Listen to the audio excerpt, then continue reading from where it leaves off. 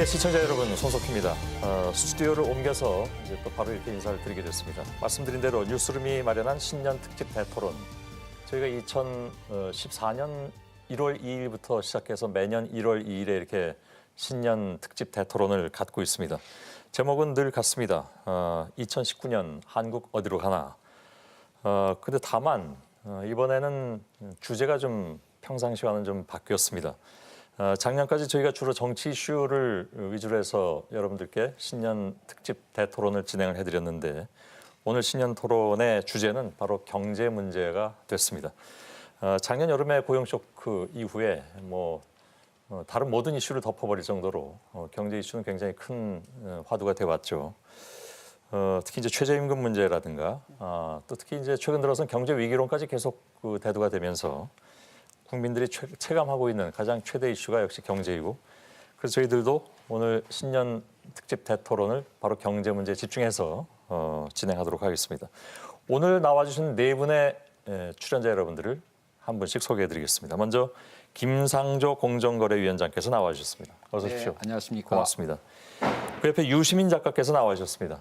안녕하십니까. 어서 오십시오. 예, 오랜만입니다. 그리고 맞은편에 신세돈 숙명여대 교수께서 나와주셨습니다. 고맙습니다. 반갑습니다. 예. 그리고 마지막으로 김용근 경총 부회장께서 나와주셨습니다. 네, 반갑습니다. 예.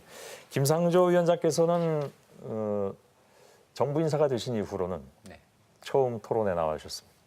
예, 단독 출연한 적은 있지만 토론은 처음인 예. 것 같습니다. 예. 신세돈 교수께서는 작년 9월 날짜까지 기억하고 계시던데 9월 21일에 저희들이 긴급 토론했을 때 네. 나오셨고요. 네. 역시 그때도 많은 시청자 여러분들께서 인상 깊게 남겨두신 패널 중에 한 분이어서 영광으로 생각합니다. 예, 오늘 다시 또 모시게 됐습니다. 김용근 경총 부회장께서는 작년 7월에 부회장으로 부임하셨고, 네네. 처음입니다. 예, 토론에는 처음입니다. 예, 그 이후에 토론은 처음 예. 나오신 거고요. 유시민 작가께서는 사실은 지난 6년 동안의 신년 토론에 단골 손님 개근을 하셔서 그래서 금년에 워낙 정치 시사로부터 당분간 떠나 계시겠다고 했기 때문에 섭외를 안 해드릴까 하다가 유튜브 방송을 시작하신다고 해서 바로 섭외를 넣었더니 좋다 하겠다 이렇게 하셔서 오랜만에 나와주셨습니다. 안 하겠다 했다 후환이 두려워서. 예. 아무튼 썰전 이후로는 정치 시사 문제에 대해서는 다시 이제 참여를 하시게 됐는데 오늘 토론 네 분의 토론을 기대하도록 하겠습니다. 또 이곳 토론장에 많은 분들이 함께 해주고 계십니다. 한 80여 분 가까운 우리 방청객 여러분들께서 나와주셨는데 제조업 하시는 분도 계시고 또 학생분들도 계시고 자영업 하시는 분들도 계시고 하실 말씀은 굉장히 많으실 것 같습니다. 저희들이 가능하면 토론 시간에 여러분들의 의견을 안나게 앵커가 좀 있으면 올 텐데요. 안나게 앵커와 함께 여러분들의 의견을 좀 수렴해서 듣는 그런 시간도 갖도록 하겠습니다. 신년 특집 대토론 한국 어디로 가나 1분 후에 광고 1분만 여러분께 전해드리고 바로 본격적인 토론에 들어가겠습니다.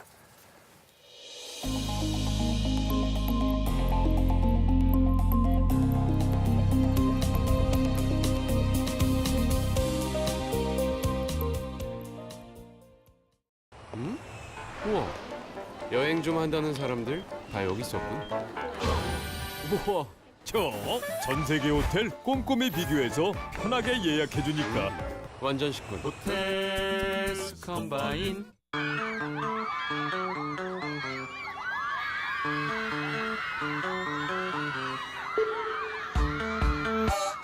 U++ 5G가 바꿉니다. 일상을 바꿉니다. U+ 5G. 조선이라는 나라가 사라진 지가 언젠데? 한 사람의 10발자국보다 14놈의 한 발자국이 더 낫지 않겠어? 우리는 반드시 우리말 사전을 완성할 것입니다.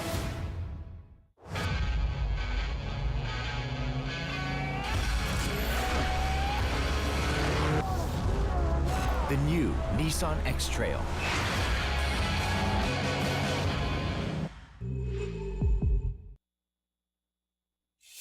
본격적인 토론으로 들어가도록 하겠습니다. 2019년 한국 어디로 가나? 주제는 역시 경제, 그중에서도 첫 번째 여러분들께 함께 나누고자 드리는 문제는 경제 위기론입니다. 경제 위기론이라는 것이 사실 경제 위기냐, 경제 위기에 가까우냐, 아니면 아니냐, 혹은 아직 아니냐, 이것에 따라서 제가 뭐 경제학자는 아니지만 정부의 대응이 굉장히 다를 수밖에 없는 그런 상황이잖아요. 근데 특히 연말 들어서 이제 그 중에서 특히 이제 오늘도 뭐 야당 쪽에서 그런 얘기가 나왔지만 경제 위기론이 크게 이렇게 화두가 되고 있는 상황이긴 한데 그에 대해서는 좀 냉정하게 평가해야 되지 않느냐 하는 부분이 있습니다. 그래서 대개 이제 그 정부에서 나오신 분께 먼저 마이크를 드리는데 오늘은 그렇게 하지 않고 감사합니다. 예, 신세동 교수께 먼저 드리겠습니다. 경제 위기론이라는 것에 대해서 일단 동의를 하십니까? 아니면 또 다른 의견을 가지고 계십니까? 그 MIT 교수 돌아가셨지만 킨들버거라는 교수가 계십니다. 경제 역사가인데요. 그 위기라는 게 뭐와 같으냐 하면 미녀 미남하고 매우 비슷하다. 그러니까 미녀 미남을 설명하는 건 굉장히 어렵다. 근데 딱 보면 안다라고 말을 했어요. 예. 그래서 경제 위기를 우리가 뭐 그게 금융 위기가 됐든 뭐 무슨 뭐 실물 위기가 됐든 정의하는 것은 매우 어렵지만 지금 우리 주변에 보이고 있는 현상으로 보면 이것은 위기로 충분히 정의할 수 있다. 혹시 지하철 타보셨습니까? 지하철에 광고가 굉장히 많습니다. 예. 광고 중에 지금 상당수가 자리가 비어 있습니다. 광고가 비어 있고요. 제가 숙대를 30년 다녔는데 이런 일이 없었어요. 그 1층 건물에 상가가 6개가 있었는데 3개가 공실입니다, 지금. 그리고 건너편 길에는 2층도 지금 공실입니다. 그리고 우리 숙대 구내에 지금 그 서점하고 문방구점이 있는데 폐업입니다.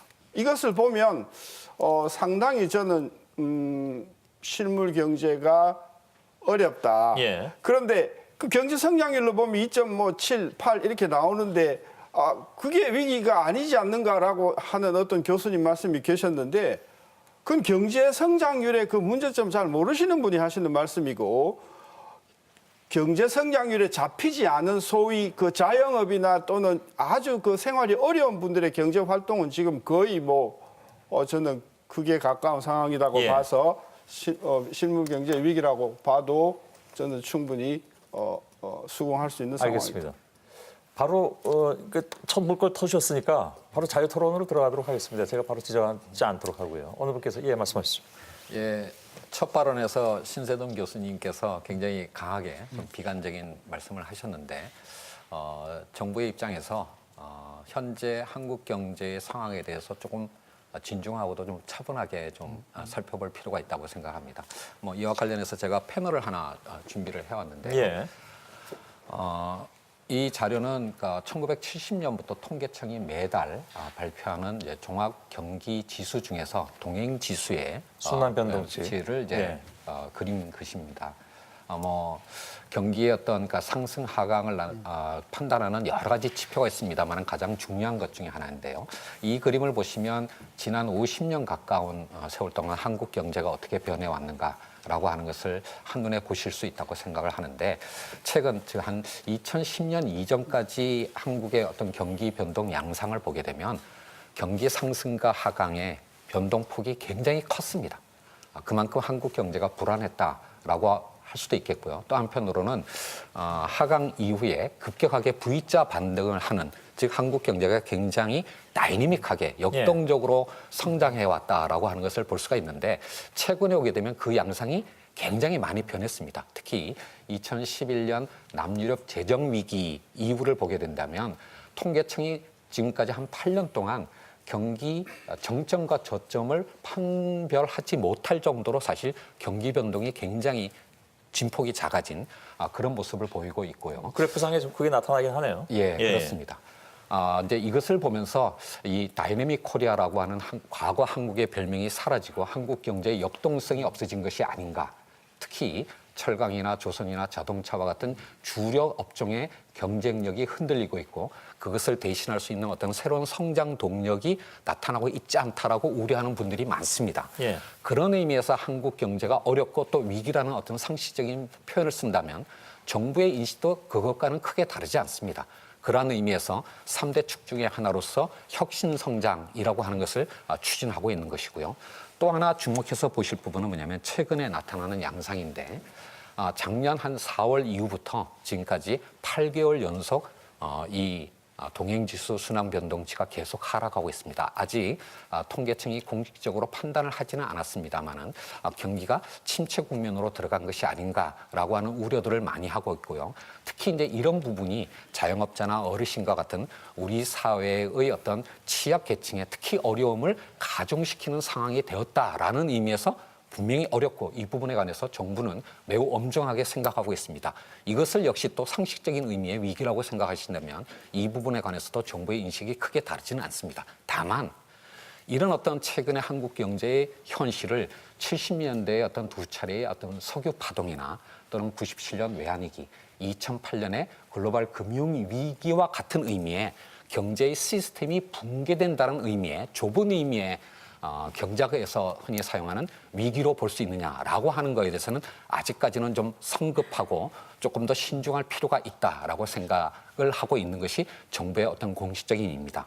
물론 정부가 이런 어떤 경제 현실의 어려움에 대해서 굉장히 엄중하게 생각하고 있는 것은 사실이고요. 특히 2019년 경제정책의 방향은 바로 이런 어려움을 덜기 위해서 경제 활력을 제고하는 데 방점을 두고 있는 것은 사실이지만 이 경제 위기라고 하는 것이 너무나 과장되고 왜곡되면서 더 나아가서 경제정책의 기조를 과거로 되돌리고자 하는 그런 의도라면 이 부분은 매우 주의 깊게 봐야 된다라고 생각을 합니다. 예. 그럼 오늘 토론에서 하신 말씀을 다 하신 것 같은 느낌도. 예, 뭐 앞으로도 드릴 말씀이 많습니다. 좋습니다. 예. 사실은 김영근 부회장께서 아까 발언 신청하셨는데 말씀하신 것에 대해서 네. 바로 반론하셨기 때문에 드리고 그다음에 그래서 김 부회장께 드려도 되겠죠. 길지 않겠습니다. 예, 예. 아까 동행지수 순환 변동치 잘 보여주셨는데요. 혹시 연속 지금 8개월 아닙니까? 네, 그렇습니다. 아마 12월까지 하면 연속 9개월 됩니다. 뭐 아직 12일치는 안 나왔습니다. 예. 11월까지만 혹시 연속 8개월이 지난 50년 그 순환 변동치 중에 몇 번째나 긴 건지는 혹시 알고 계십니까? 아마 유례가 없을 거라고 생각을 합니다. 왜냐하면 제일 길었던 게 12개월입니다. 12개월 길었던 게 97년 우리 IMF 때입니다. 맞습니다. 예. 두 번째가 9개월입니다. 9개월 길었던 게 71년에 한 번 있었고 84년에 한 번 있었습니다.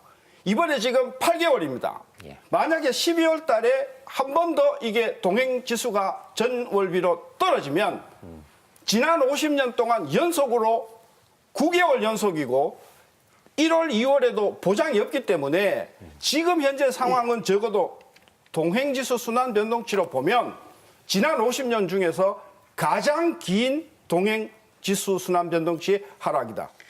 굉장히 중요한 의미라고 생각하는 거죠. 예, 네, 그렇습니다. 자, 잠깐만요. 네. 조금 답변 준비해 주시고요. 네. 김 부회장님께 아까 하신 말씀 있다고 해서. 네, 제가 현실적인 그런 부연 설명을 드리면 예. 경제 성장률이 2.7%, 지금 세 경제 전체가 다 이게 좀 이렇게 낮아지고 있기 때문에 예. 그 자체로는 아주 나쁜 수치는 아니라고 봅니다. 그러니까 경제 위기라고 할 수 있는가는 좀 의문이 되고요. 예. 다만 우리 신 교수님 말씀대로 실물 경제로 보면 도소매 음식점 소비가 좀 줄고 있고 또 건설 투자도 줄고 있고 주는 정도 아니라 마이너스로 돌아섰습니다. 그다음에 제조업만 보면은 뭐 생산, 투자, 고용 모든 게 다 지금 마이너스로 돌아섰고 그런 걸 보면 분명히 하락세에 있고 특히 아까 보여주신 것처럼 동행지수, 선행지수까지 다 지금 7, 8개월 동안 이게 예. 하락세에 있기 때문에 특히 내년에는 어떠냐면 내년에 좋아질 게 없다. 좋아질 지표가 없다고 다들 전망을 하고 있고 그래서 실물 경제는 암울하다 하는 것은 또 맞는 것 같습니다. 그래서 뭔가 국면 전환, 최소한 국면 전환 네. 이런 부분은 정부도 인식하고 계시지만 국면 전환에 필요한 어떤 위기에 준하는 어떤 의식은 필요하겠다 예. 하는 말씀입니다. 알겠습니다. 김상조 위원장께 드리고 예. 그다음에 유시민 작가께서 계속 손을 들고 계시니까 좀 이따가 드리도록 하겠습니다. 이어서 드리겠습니다. 말씀해 예, 두 분 말씀하신 것처럼 현실의 경제가 결코 녹록지 않다라고 하는 거에 대해서는 정부도 엄중하게 생각을 하고 있습니다.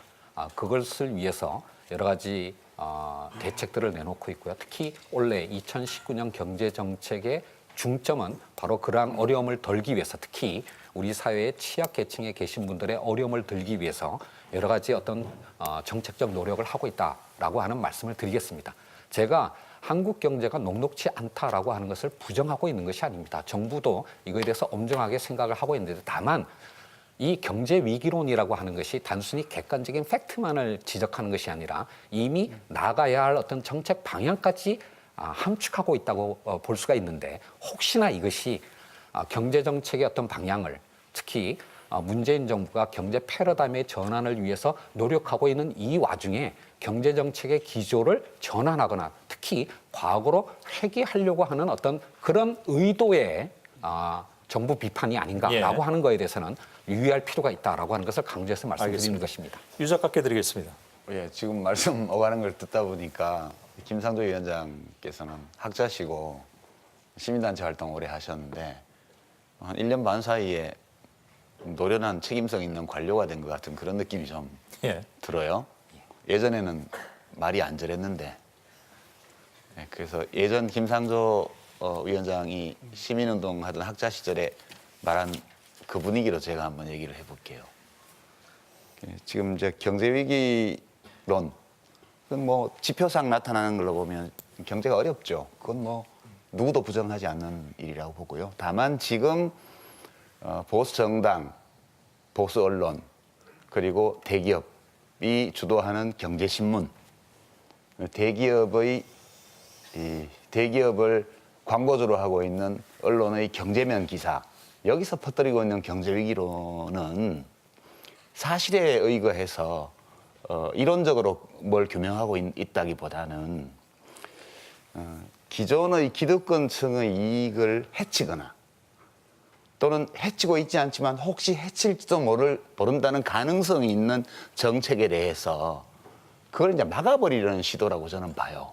그러니까 좀 심하게 표현하면 우리나라 보수 기득권층의 이념 동맹 또는 이해 동맹, 이익 동맹, 이것이 지금 문재인 정부의 경제 정책을 이명박 정부, 박근혜 정부 시절과 똑같은 것으로 돌려놓기 위해서 하는 작업이라고 저는 봐요. 저는 이제 왜 이렇게 판단하는지는 토론하다 보면 좀 나타날 텐데요. 그래서 저는 국가 정책의 방향을 바꾼다는 것은 어떤 분야든 언제든 어려운 일이긴 한데 특히 경제 정책의 방향을 바꾸는 건 굉장히 힘듭니다.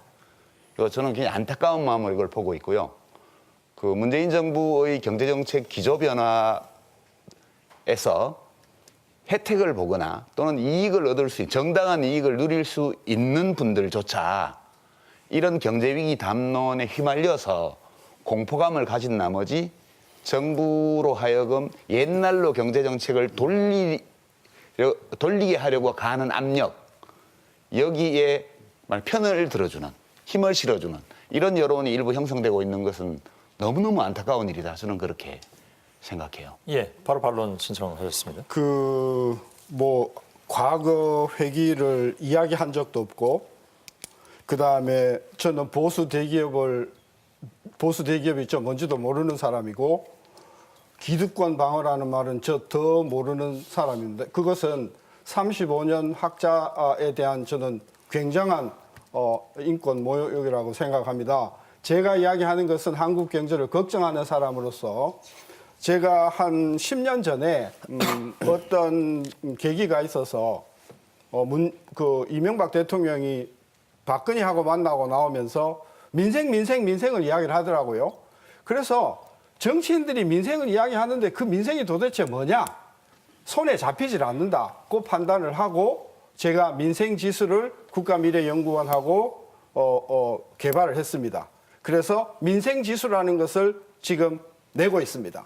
이 민생지수 안에 들어가는 것은 어떤 내용이냐면 고용률, 상용자의 비중, 실질 소득 증가율, 실질 주가 이런 긍정적인 요소하고 식료품비, 교육비라든지 이런 비용의 마이너스 요인을 정확하게 50대 50에서 한 건데요. 제가 이걸 보여드리겠습니다. 이게 보여드리는데요. 이게 지금 자료는 2001년서부터 자료는 만들었지만 지금 보면 노무현 정부 때가 평균이 얼마가 나오냐 하면 101.5일이고요. 그다음에 이명박 정부 들어와 가지고는 처음에 굉장히 2008년 9년 그것 때문에 안 좋았다가 계속해서 쭉 올라가다가 후반기 들어와서 계속 내려갔고요. 박근혜 정부 들어와 가지고는 계속해서 지금 이 민생 지수가 떨어졌고 문재인 정부 들어와 가지고는 그보다 더 떨어져 가지고 가장 최근 수치가 얼마냐 하면 이 분기 자료인데요. 91.33입니다. 이것은 역대 어떤 정부보다도 민생 지수가 나쁘다는 것을 과학적으로 통계적으로 보여주는 겁니다. 제가 이걸 가지고 위기라고 하는 것이지 제가 보수 대기업이나 또는 기득권을 방해할 생각은 전혀 없고요. 그다음에 아까 우리 김상조 의원께서 과거 회기를 저 과거 회기 이야기하지 않습니다. 나중에 나오는 말씀을 보면 알겠지만 이렇게 가면 안 된다 하는 것을 우리가 보여주기 위해서 저는 이 자리에 나왔지.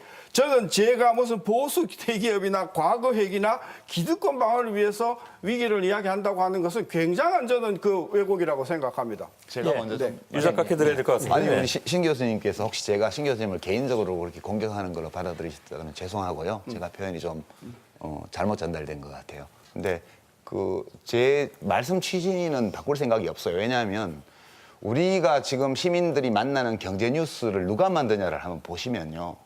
대부분 경제신문의 기사더라고요. 그다음에 일반 언론의 경제면 기사, 방송 포함해가지고요. 근데 이 경제담론을 주도하는 그 분들이 다 그것이 이게 옳지 않지만 내 이익 때문에 이렇게 거짓말을 하는데 이렇게 생각지 않아요. 그분들이 만나는 사람, 그분들의 삶의 터전, 그분들이 공부한 거, 평소에 주고받는 정보 이런 것들이 편향되어 있기 때문에 이것이 사실이라고 믿고 얘기를 하는 거예요. 저는 이제 그렇게 우선 일단 말씀을 드리고요. 그다음에 이렇게 민생지수 말씀을 하셨는데 지금 돌이켜 보면 이 경제위기론이 굉장히 심했던 때가 사실은 노무현 정부 때예요.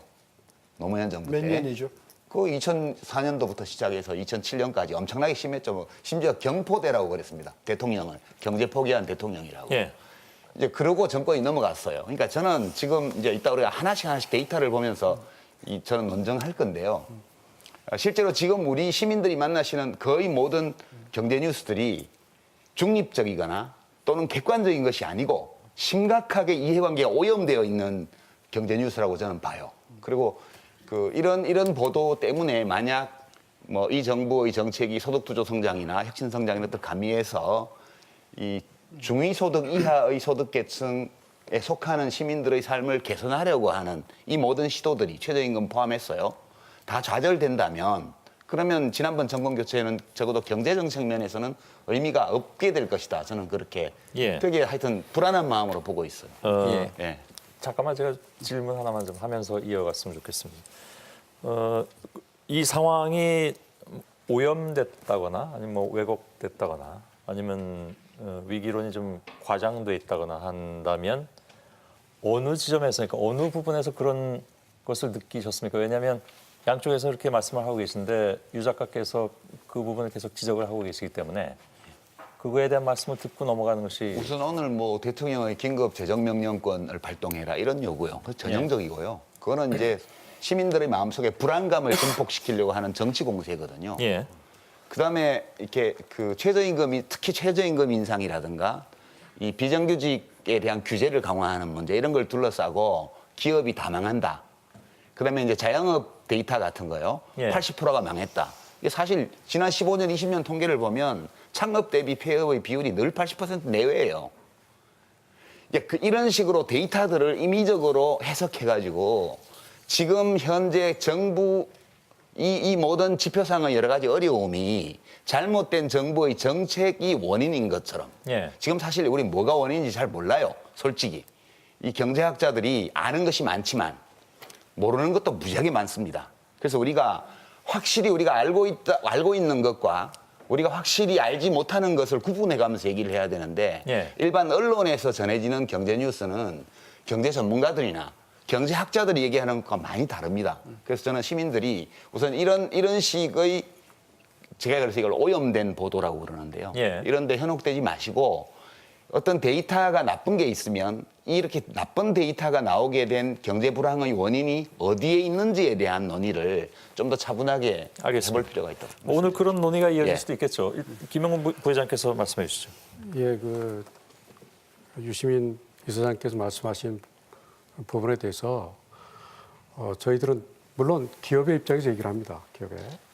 기업의 입장이 마치 기업만의 어떤 이득권이나 기존의 논리를 하기 위해서 하는 건 아니라는 거죠. 우리 경제 현상을 놓고 분명히 기업이 하나의 경제 주체로서 대한민국 발전을 위해서 기여하고 노력하는 부분도 있기 때문에 그 부분에서 어떤 어려움이 있고 부담이 가중되고 국제 경쟁력에서 다른 나라에 비해서 우리가 어려워짐을 느끼고 있기 때문에 그런 부분에 대한 애로를 해소하는 거고 또 정책에 대해서 좀 더 국제 경쟁에서 이왕이면 우리 기업들이 미국 기업을 이겨야 되고 일본 기업을 이겨야 되니까 그런 부분에 대해서 제가 얘기를 하는 거지 이념적이고 이런 건 아니라고 봅니다. 그래서 너무 모든 문제 제기를 한쪽으로 그렇게 하면 좀 토론이 어려워져서 예. 일단 그 자체를 경제 주체로서 당연히 관심을 가지고 잘해보자는 의미에서 제기하는 거라고 이해해 주시면 좋겠습니다. 예, 알겠습니다. 김상조 위원장께 드릴게요. 예, 제가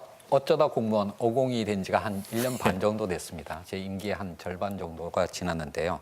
그 전까지 뭐 신세돈 교수님도 참여를 하셨지만 김강두 부의장과 제가 이른바 개혁적 보수와 합리적 진보의 토론이라는 프로를 한 2년 가까이 운영한 적이 있었습니다. 그 과정에서 신세돈 교수님께서 제기하시는 문제에 대해서 한 번도 기득권의 수호 논리다라고 생각한 적은 없습니다. 다만 이런 전문가들의 어떤 논리를 그것이 언론을 통해서 또는 여러 가지 더구나 요즘은 이제 유튜브와 같은 그런 연결망을 통해서 예. 이렇게 전달이 될 때 해석되고 왜곡되는 부분에 대해서 상당히 우려를 제기를 하셨다고 저는 생각을 하고요. 그건 개인에 대한 문제 제기는 아니라고 저는 생각을 그 합니다. 부분은 뭐 푸시지 않았나요? 예. 다만 제가 이제 아직 안 푸신 거예요. 제가 교수 시절에 좀 자유롭게 표현을 할 때 이런 표현을 쓴 적이 있습니다. 모든 경제 위기로는 이데올로기다. 즉 뭐냐면 객관적인 팩트를 지적하는 데서 그치는 것이 아니라 경제가 어려운 여러 요인 중에서 특정한 요인을 주된 요인으로 부각을 시키고 그것이 당연히 대책도 함의를 하고 있다라는 의미에서 제가 이데올로기라고 표현을 했는데요. 예. 그러니까 모든 경제 문제가 정치와 연결이 돼 있고 또 이데올로기라고 하는 것이 세상을 해석하는 패러다임이라고 본다면 그렇게 저는 부정적인 의미가 아니고 당연하다고 저는 생각하는데 다만 유시민 작가님께서 참여정부 시절에 그 트라우마를 자꾸 언급하시는 바와 같이 신세돈 교수님과 같은 그런 합리적인 의견을 제시하는 것조차도 그것이 대중들한테 전달될 때는 과장되고 왜곡되는 부분이 있다라고 하는 것을 그거를 좀 이해를 해 주셨으면 좋겠고 제가 그 교수 시절에 저는 그러니까 공무원들이나 기업인들을 굉장히 자주 만났습니다, 사실은. 그때 이제 기업인들이랑 공무원들께서 잘하는 것도 있는데 좀 칭찬을 해달라. 이렇게 저한테 말을 할 때 제가 이렇게 답을 했습니다. 시민단체가 아무 말을 안 하고 있으면 그걸 칭찬으로 좀 생각해달라. 뭐 저는 이제 지금 제 입장이 이제 달라졌습니다만은 지금 그러니까 전문가들이나 시민단체나 언론 특히 또 국회가 정부가 하는 일을 칭찬할 거라고는 언감생심 기대는 안 합니다. 감시하고 비판하고 대안을 제시하는 것들이 그분들의 어떤 역할이니까요. 다만 예. 정부가 하고 있는 일에 관해서 좀 더 객관적으로 좀 봐주셨으면 하는 그런 아쉬움을 갖고 있다라는 말씀을 좀 드리겠습니다. 예. 저는 평생을 객관적이라고 살아왔다고 저는 자부하는데 아니 오염됐다는 말을 전 처음 들었어요. 저는 오히려 이 패널이 굉장히 오염됐다는 느낌을 지금 제가 봤습니다. 그리고 물론 이제 우리 유 작가님이나 두 분의 말씀을 종합해서 제가 전달을 해드리자면 네. 아마도 네. 신 교수님이 오염됐다는 것이 아니고 네. 신 교수께서 늘 주장하시는 지금 김상조 위원장의 표현대로 따르자면 합리적이고 공정한 의견조차도 사실은 뭐 언론도 여러 가지가 있는데요. 아무튼 언론을 통해서 혹은 뭐 요즘 또 유튜브가 많으니까 거기에서 혹시 신 교수님의 의견과는 달리 오염되는 부분들이 있지 않겠냐라는 우려였던 것 같기도 합니다. 네, 저는 적어도 전혀 오염되지 않은 사람이고요.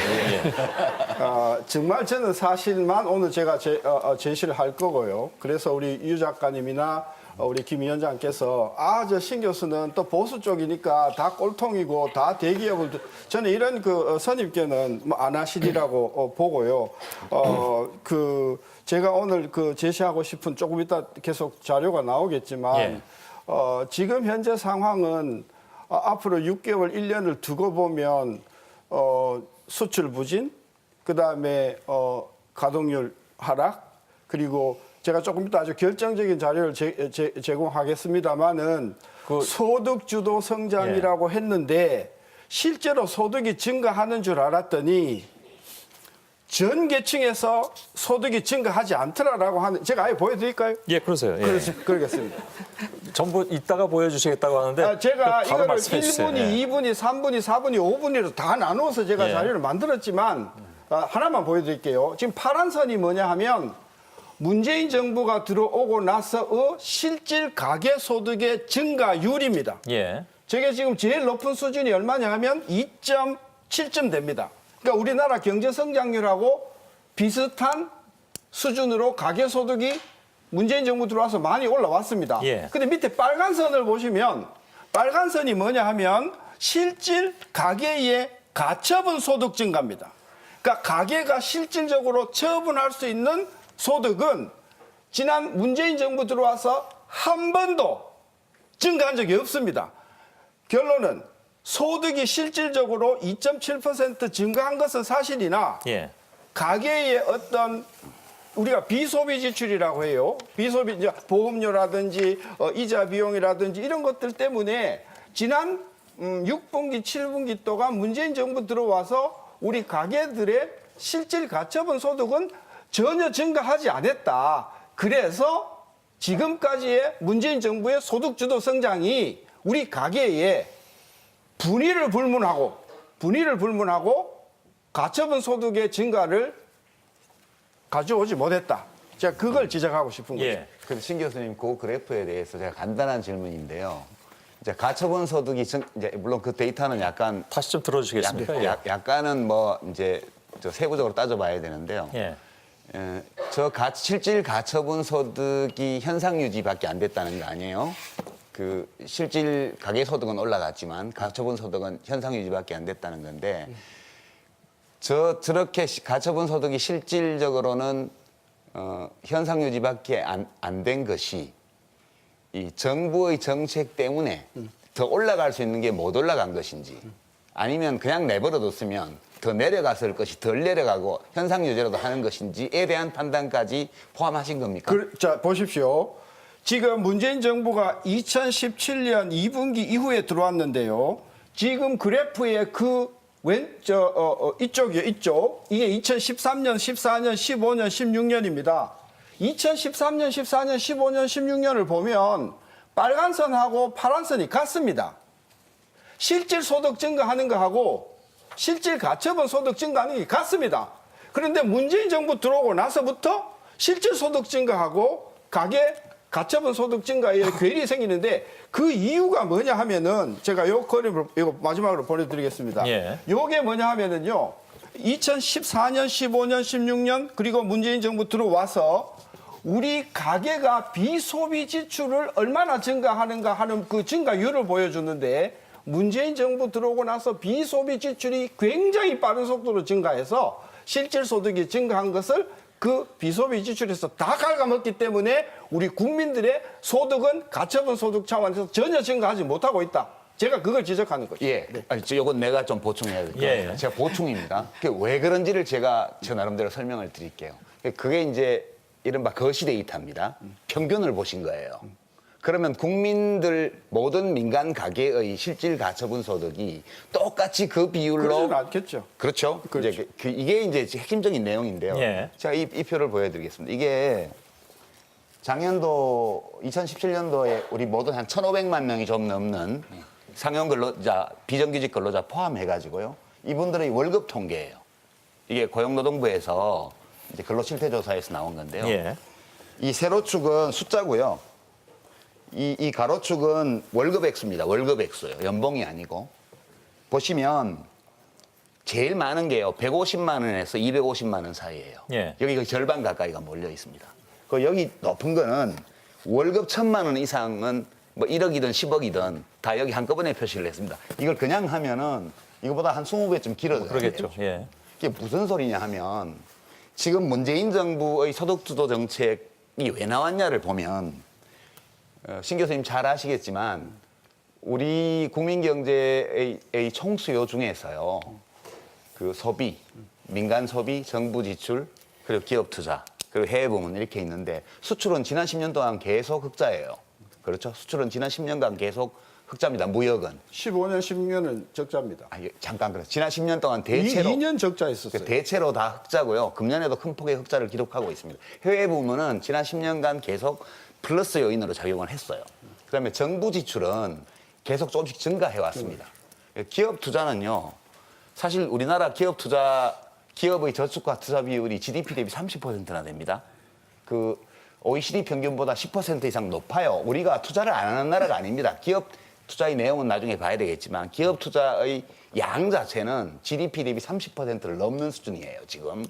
근데 문제는 어딨냐 하면 소비가 GDP 창출에서 기여하는 것이 70%가 안 되잖아요. 그렇죠. 68% 되나요? 그 정도 될 겁니다. 이게 일반적으로 OECD 평균보다 10% 정도 낮아요. 예. 이유가 뭐냐? 그러니까 우리의 이 만성적인 불황의 주요한 원인 중에 하나가 아니면 제일 큰 원인이 내수 부진이고 이게 민간 가계의 소비라는 것은 기본적으로 소득의 함수 아니에요. 그렇죠. 소득이 증가하면 소비 증가합니다. 근데 소비 여력이 없는 거예요. 없는 이유가 이 근로자들을 보면 근로소득이 이렇게 150만 원에서 250만 원 사이에 반 가까이가 몰려 있고요. 그리고 격차가 쫙 벌어져 있습니다. 중산층이 여기인데 여기가 빈약해요. 그러니까 소비 여력이 없는 거예요. 예. 그래서 이분들을 이 그래프를 오른쪽으로 좀 이동시키는 거. 이동시키면 지금 여러 데이터 아시겠지만 고소득층과 중위소득층과 저소득층은 100만 원의 추가 소득이 발생했을 때 그걸 소비에 지출하는 비중이 큰 차이가 있습니다. 그러니까 저소득층은 거의 80% 한계 소비 성향이 예. 나오고요. 위로 올라갈수록 줄어들어서 고소득층은 새로 발생한 소득의 30% 미만밖에 소비하지 않습니다. 그래서 이 만성적 불황에서 탈출하기 위해서는 민간 가계의 소비 능력을 키워줘야 되고 소비 능력을 키우려면 가처분 소득을 증가시켜야 되는데 시장 소득 분배가 이렇게 이게요 그냥 정액급여가 아니고요 기본급여가 잔업 그러니까 연장근로 그다음에 보너스 상여금 그다음에 복리후생비 다 포함한 총급여예요. 그러니까 이것을 조금이라도 오른쪽으로 이동시켜줘야만 이 가계의 소비 능력이 커진다. 이게 첫 번째고요. 두 번째는 이건 근로소득인데요. 이제 종합소득세 신고자들을 보면 그래프가 거의 비슷합니다. 절반 가까이가 면세점 이하예요. 예. 이 그래프하고 거의 일치하고요. 그다음에 자산소득하고 이자소득을 보면요. 최상위 10%가요. 90% 이상을 다 가져가요. 근데 실효세율은 15%가 안 돼요, 지금.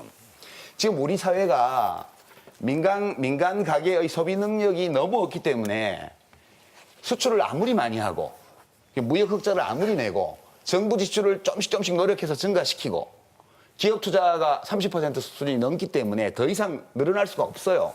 그래서 이 만성적 불황에서 벗어나기 위해서는 민간 가계의 소비 능력을 진작함으로써 내수를 키우겠다는 구상이에요. 성장 전략으로 보면. 근데 지금 이것을 이렇게 옮기기 위해서 하려는 모든 정책, 비정규직의 정규직화, 부당한 차별의 철폐, 노동시간의 단축, 그다음에 최저임금 인상, 그다음에 노조의 교섭력 강화 등등을 포함해서 이 시장소득의 불균형을 바로잡음으로써 국민경제의 건강성을 회복하려는 이 시도를 전부 지금 좌파 정책으로 몰고 현재의 나쁜 지표들이 전부 이 정책에 의해서 야기된 것처럼 이렇게 신 교수님은 그렇게 생각 안 하시겠지만 언론의 보도는 99% 다 그거예요 지금. 그래서 제가 좀 과하게 말씀드렸습니다. 이것 때문에 이 세부 데이터를 보시면 소득 층위별로 그 가처분 소득, 실질 가처분 소득과 실질 소득 사이의 격차가 다 달라요. 제가 한 가지만 제가 한 점 물어볼게요.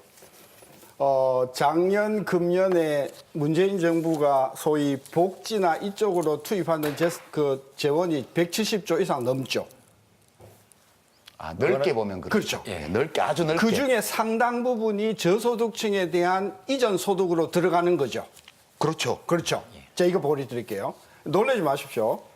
이게 지금 그림인데요. 조금 확대해 주실래요? 이게 제일 왼쪽이 1분위, 2분위, 3분위, 4분위, 5분위고 제일 마지막이 전체입니다.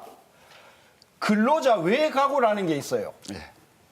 전체 가계의 한 40% 조금 넘어요. 이분들은 사업소득이 근로소득보다 훨씬 많은 분들입니다. 보세요. 그럼 잃어버리시고요. 근로자 외가구가 전체 가계의 41%인데 정부가 작년서부터 어마어마한 그 이전 소득을 줬지 않습니까? 여러 형태로. 제가 보여드릴게요. 1분위에 그 이전 소득 증가율이 5%입니다. 2분위가 16%입니다. 3분위가 23%입니다. 4분위가 22%고요. 5분위가 45.5%예요. 무슨 이야기냐? 문재인 정부가 어마어마한 돈을 이전 소득으로 부었는데 그게 1분위, 2분위 저소득층으로 가는 게 아니라 3분위, 4분위, 5분위 쪽으로 증가가 어마어마하게 크다는 거예요. 이 원인은 어떻게 분석하고 계십니까? 그러니까 정부가 지금 추진하고 있는 이러한 이전 소득이 오히려 가난한 사람들보다도 어느 정도 형편이 되는 사람 쪽으로 가고 있다는 것을 통계청의 가계소득 통계에서 여실히 보여주고 있는 것이다. 예, 그러니까 제가 드린 질문은 그 원인을 어떻게 보시냐는 거죠. 왜 그런 현상이 나타났냐는 것이죠. 어떤 메커니즘으로 그게 그렇게 간다는 말씀이세요? 저는 그 데이터는 못 믿겠는데요, 기본적으로. 제가 말씀을 좀 드릴게요. 예. 저 신세돈 교수님께서 지금 말씀하신 그 데이터는 통계청이 만드는 가계동향조사 소득 부문 데이터입니다. 작년 소득 부분 맞습니다. 예, 그 신분류입니다. 2018년 이제 1분기 때 그 데이터가 작년 한 4월, 5월쯤에 나왔을 때 이거는 3분기 겁니다. 이건 3분기 겁니다. 1분기가 아니고. 전부 전체가 사실은 충격에 빠졌습니다. 지금 말씀하신 것처럼 소득주도 성장을 통해 가지고 특히 우리 사회의 어려운 1분위에 계신 분들한테 도움을 드리려고 그렇게 정책을 폈는데 결과적으로 보게 되면 1분위에 소득이 오히려 큰 폭으로 하락하는 어떤 결과가 나왔기 때문입니다. 근데 그 이후에 많은 어떤 팩트 체크가 이루어졌지만 그 통계청의 가계동향조사 소득 부문의 통계가 여러 가지 어떤 시결상의 어떤 문제점을 갖고 있다라고 하는 사실도 드러났습니다. 즉 2010년 기준 인구 센서스가 2015년 기준으로 바뀌면서 우리의 인구 구조 변화를 반영함으로써 1분위에 어르신들이나 또는 1인 가구가 아주 집중적으로 많이 배분됐고요. 특히 표본이 5,500가구에서 8,000가구로 늘어나면서 특히 그 부분이 과장돼서 나타났던 것입니다. 따라서 그때 많은 논의가 있었지만 그 데이터가 현실의 스냅샷으로 현재를 보여줄 수는 있지만 시결적으로 과거와 비교하기로는 여러 가지 문제점이 있다라는 사실들이 드러났습니다. 물론 이 통계적인 어떤 문제만으로 정부의 책임을 다 모면할 수는 없을 거라고 생각합니다. 그 이후에 정부가 많은 부분에 대해서 반성도 하고요. 특히 일본에 계신 우리 사회의 취약계층에게 도움을 드리기 위해서 여러 가지 어떤 보완 대책들도 마련하고 있습니다. 그런데 이 점을 좀 알아주셨으면 좋겠어요. 뭐냐면 지금 문재인 정부가 이제 올해 들어와서 3년 차로 들어갔다라고는 하지만 실제로 출범한 지는 한 1년 7개월 정도 됐고요. 예산 편성 같으면 사실은 이미 과거 정부에서 편성했던 예산이 시행된 것입니다. 사실은 문재인 정부가 그 경제정책 기조를 반영하는 예산은 2019년 예산이 처음이었고요. 그러니까 이번을 통해 가지고 일자리 안정자금이나 또는 근로장려금과 같은 그런 어떤 지원책뿐만 아니라 아동수당이나 기초연금과 같은 특히 이제 1분위 쪽에 도움을 드릴 수 있는 여러 가지 어떤 대책들이 사실은 2019년 예산에 본격적으로 반영됐다라는 것입니다. 제가 이 말씀을 드리는 이유는 뭐냐면 문재인 정부가 추구하는 소득주도 성장 등 사람 중심의 어떤 경제라고 하는 것이 우리가 지난 수십 년 동안 이루어왔던 그런 경제 운영 방식을 변화시키기 위한 경제 패러다임의 전환을 시도하는 것인데요. 그 결과가 1년 반 만에 바로 나타나기는 어렵습니다. 물론 우리가 시장의 어떤 기대와 달랐던 부분들은 소통하고 반영하고 보완을 할 것입니다. 그렇지만 1년 반 만에 어떤 그런 결과만을 가지고 문재인 정부의 어떤 경제 정책 기조가 실패다. 특히 그 실패의 원인이 소득주도 성장에 있다. 기승전 소득주도 성장. 이렇게 가는 것은 아직도 성급하다. 아직까지는 성급하다라는 것이고요. 지금 아까 우리 유 이 부분에 작가께서 관해서는 조금 더 좀 지켜봐 주셨으면 좋겠습니다. 그러니까 유 작가께서 이렇게 된 원인이 뭐냐? 고 물어보셔서 제가 한 1분 생각을 해봤는데요. 그 이제 전에 비근로자 가구입니다. 예, 신 교수님 잠깐만요. 네. 아까 김 위원장께서 제기하신 분위당 소득의 문제점에 통계죠. 대한 통계가 뭐 약간 문제가 있다라는 지적에는 동의를 하십니까? 샘플을 많이 바꿨고요. 예. 조금 변형을 가했어요. 그 부분에 대한 연구도 제가 했었는데 그 예. 시간이 길기 때문에 그렇다 하더라도 작년 3분기에 비해서 금년 상분기에 근로자 외가구라는 것은 아까도 이야기했지만 근로자 외가구라는 게 뭐냐 하면 사업 소득이 전체 소득에서 절반이 넘는 사람들입니다. 예. 근로자가 아닌 사람들이 대부분입니다. 예. 아까 왜 이런 결과가 나왔냐? 단적으로 제가 추측하건대 정부에서 지금 지원하고 있는 여러 가지 소득 이전 정책들이 근로자 중심으로 돼 있다. 사업자 중심으로 돼 있지 않다. 따라서 사업자 중심으로 자영업을 하는 분들은 정부가 주는 어떤 그런 혜택에서 전부 빠져 있지 않는가 하는 게 지금 제 생각이고 이 부분은 제가 좀 더 해보겠습니다만 다음 기회에 또 토론을 하시죠. 분명한 것은 비근로자 가구는 전체 소득의 50% 이상이 사업 소득에서 나오는 것이고 그다음에 근로자 가구는 거의 소득이 90%가 알겠습니다. 이거에 대해서는 이건 분명히 좀 짚고 넘어가고 싶은데요. 그러니까 이 문재인 정부의 어떤 그러니까 3대추 특히 그중에서도 소득주도 성장이 그러니까 최저임금 정책만으로 이루어진 것은 아닙니다. 그렇죠? 근데 그 최저임금 정책은 표준적인 고용 계약 속에 들어와 있는 어떤 노동자들을 주로 대상으로 한 것인데요. 여러 가지 통계 데이터가 있지만 좋아진 부분들도 굉장히 많습니다. 상용직이 늘어난다라든지 또는 그러니까 고용원이 있는 자영업자가 늘어난다든지 또는 그런 어떤 노동자들의 임금 수준이 물론 분야별로는 차이가 있습니다만은 크게 늘어난 측면이 있습니다. 다만 지적하신 것처럼 그런 근로자 노동자가 아닌 자영업자에 대해서 정부의 정책이 아직도 제대로 스며들지 못하고 있다라고 하는 것은 비판하셨지만 정부도 알고 있습니다. 그 부분에 관해서는 엄중하게 생각하고 있고 지금 열심히 보완 대책을 만들어서 시행하려고 하고 있는 것입니다. 10초만. 아니요, 잠깐만요. 10초 안에 더 말씀하셔도 되는데요. 네. 아까 유 작가님 발언에 대한 반론을 말씀하시려다가 제가 끼어드는 바람에 아무튼 이쪽으로 잠깐 돌아섰는데 그럼 여기에 대한 반론 10초 하시고 유 작가님에 대한 발언에 대한 반론을 하신 다음에 김영군 부회장께 드리겠습니다. 제 포인트는요. 정부의 소득주도 성장이 제가 근로소득자 중심으로 치우쳐 있다. 자영업자를 전혀 도외시하고 소외했다. 따라서 앞으로 소득주도 성장을 제대로 하려면 근로자만 대한민국 국민이 아니고 자영업자, 일용직, 그리고 임시직 이런 분들도 대한민국의 국민이다. 따라서 통계적으로 근로자 외 가구들, 근로자가 아닌 분들이 가계의 중심이 되는 그런 40% 대한민국의 소득도 혜택을 받도록 해줘라. 제가 통계를 제시한 이유는 그거다. 알겠습니다. 그러니까 우리나라의 취업자 중에서 자영업자가 23.5%를 차지하고 있습니다. 이 부분에 관해서 정부의 대책이 세심하지 못했다라고 하는 것은 정부도 인정한 바가 있습니다. 그 부분에 관해서는 지금도 열심히 보완을 하고 있고요. 이 부분에 관해서 소통을 하고 있습니다. 조금 더 지켜봐 주십시오. 김영군 부회장께 드리죠, 그럼. 아까 말씀하신 대로 근로자 입장에서 소득을 더 줘서 소비를 늘려서 경제 성장하자는 그 이론도 분명히 한 축을 담당하고 있습니다. 그런데 다만 이게 선순환적으로 가야 되는데 근로자 입장에서는 소득이 증가일 수는 있지만 기업, 아까 자영업자 또 기업으로 보면 사업하는 사람 입장에서는 비용입니다. 이게 여유가 있고 능력이 있고 체력이 감당한다면 얼마든지 소화할 수 있는데 문제는 경제 성장이 떨어지고 모든 게 한계 선상에 오다 보니까 부담을 주면 어떻게 합니까? 기업은 당연히 고용을 줄이죠. 그다음에 아니면 잔업을 줄이죠. 아까 말씀한 모든 그 부분에 대해서 다 줄였습니다.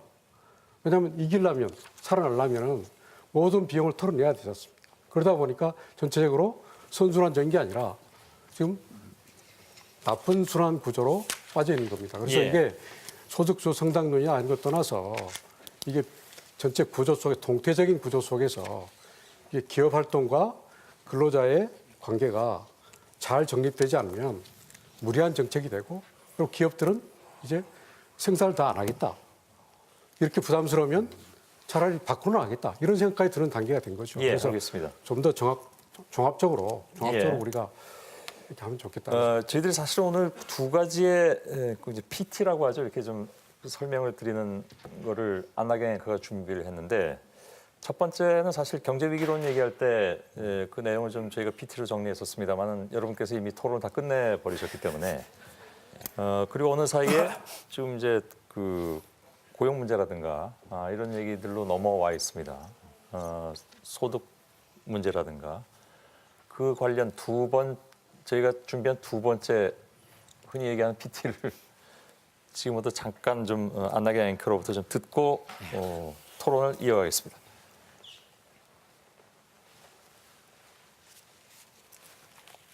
네. 지난해 가장 나빠진 경제 지표는 일자리입니다. 고용 쇼크라는 말이 나왔을 정도죠. 통계청의 집계에 따르면 지난해 7월부터 10월까지 넉 달 연속으로 이렇게 취업자 수 증가폭이 10만 명대를 넘지 못했습니다. 다만 11월에는 10만 명대를 다시 회복을 했지만 이게 본격적인 회복세인지 아니면 반짝 증가인지는 좀 더 지켜봐야 할 것 같습니다. 보건, 복지, 행정 같은 서비스업 일자리는 늘고 있지만 제조업뿐 아니라 자영업 일자리는 줄어드는 추세가 이어지고 있기 때문입니다. 이런 가운데 빈부 격차도 커졌습니다. 소득 하위 20%인 저소득층의 소득은 지난해 1분기에서 3분기까지 3분기 연속 줄었습니다. 다만 반면에 소득 상위 20%의 소득은 더 늘었는데요. 지난해 3분기를 기준으로 소득 상위 20%의 소득이 하위 20%보다 5.52배 많았습니다. 이건 3분기를 기준으로 2007년 이후 11년 만에 가장 큰 격차입니다. 이렇게 악화된 경제 지표는 대통령 지지율에도 영향을 준 걸로 보입니다. 한국갤럽의 최근 여론조사에서 처음으로 부정평가가 긍정평가를 이렇게 앞섰는데요. 부정평가 응답자의 절반 가까이가 경제 민생 문제 해결 부족을 그 이유로 꼽았습니다. 정책 방향을 놓고 가장 크게 논란이 되고 있는 양극화와 일자리, 이게 오늘 토론의 두 번째 키워드입니다. 자, 사실 이 부분에 대해서는 이미 여러분께서 토론에 들어가 계신 상황이긴 하고요. 근데 이제 조금 뭐랄까요, 좀 정리를 하면서 시작을 하자면, 이른바 이제 양극화, 불평등 이것을 개선한다는 것이 주요 목표로 돼서 그 방법론으로서 소득주도 성장이었잖아요. 그 부분에서는 아까 유시민 작가께서 그래프와 함께 상세하게 설명을 해주셨는데 그거를 단기간 내에 하기는 어려운 것이 아니냐. 근데 시간이 늘어질수록 피해본 사람은 늘어난다라는 것이 일반적인 생각인 것 같습니다. 그럼에도 불구하고 그 정책은 그냥 가져갈 것이냐, 아니면 속도 조절을 할 것이냐, 아니면 그 속도 조절이 사실은 궤도 수정이냐, 이거에 대한 논란도 있습니다. 궤도 수정은 아니라고 말씀하시겠죠? 물론입니다. 예. 그럼 속도 조절입니까? 보완입니다. 속도 조절과 보완은 어떤 차이가 있습니까? 이거에 대해서 올해 2019년 경제정책 방향에 대해서 조금 설명을 드리겠는데요. 이 자료는 그 대통령께서 주재하신 확대 경제관계 장관회의에서 홍남기 부총리가 프레젠테이션을 하면서 만든 공식 자료입니다. 예. 그러니까 이 부분과 관련해서 특히 이제 많은 언론들에서 이른바 문재인 정부의 경제 정책 기조가 전환된 것이 아니냐 또는 후퇴한 것이 아니냐라는 어떤 의구심들이 많이 표출이 되었고 특히 소득주도 성장에 대해서 이제 아예 그것을 폐기한 게 아니냐라고 하는 어떤 얘기들이 많이 나오고 있는데요. 공식 자료입니다.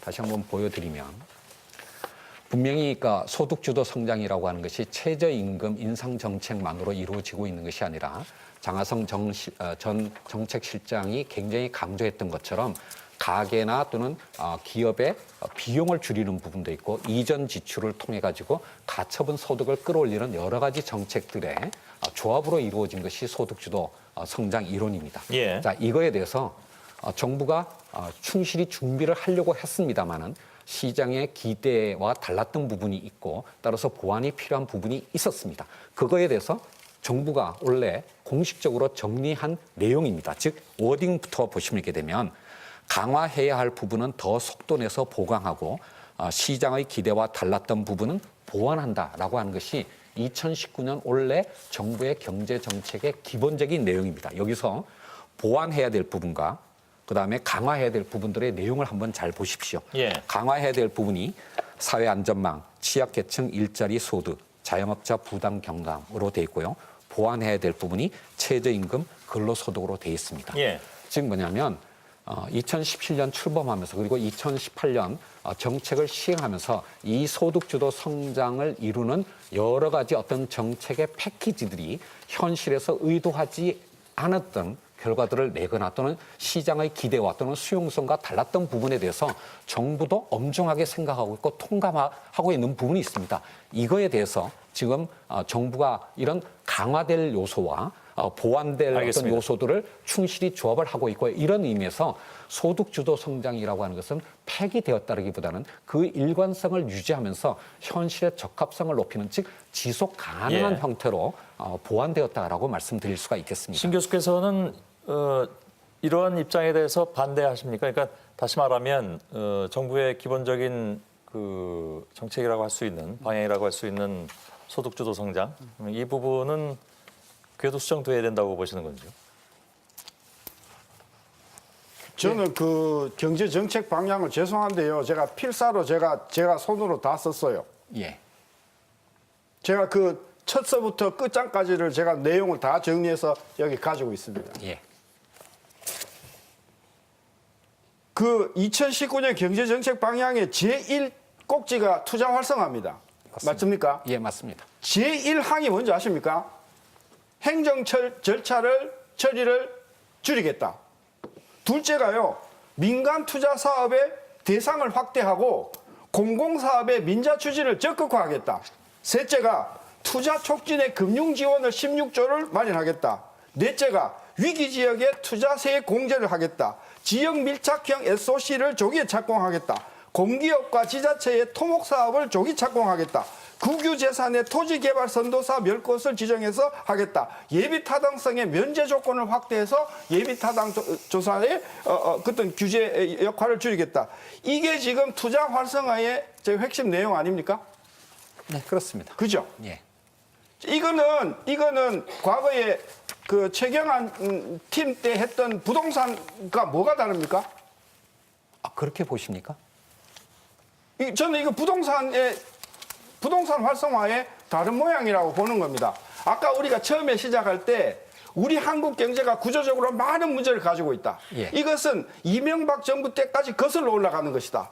그로 인해서 제조업이 경쟁력을 잃고 서비스업이 경쟁력을 잃다. 우리가 문재인 정부한테 바랬던 것은 그런 제조업과 서비스업의 경쟁력 상실되는 부분을 획기적으로 개선시켜 주어서 경기를 살리는 거였는데 예. 그래서 일자리가 만들어지고 그래서 소득이 증가하는 것을 바랬는데 그거라고 하면 소득주도 성장 좋다. 근데 지금 나오는 걸 보면 또 경기가 나쁘니까 부동산을 활성화해서 SOC를 조기 착공하고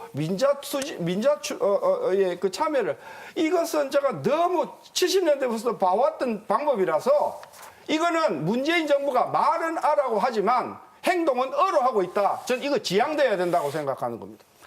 그러니까 문재인 정부의 경제정책 기조가 과거 정부와 다를 바가 없다라고 하는 아니 적어도 투자 활성화 대책은 그렇다 이 말입니다.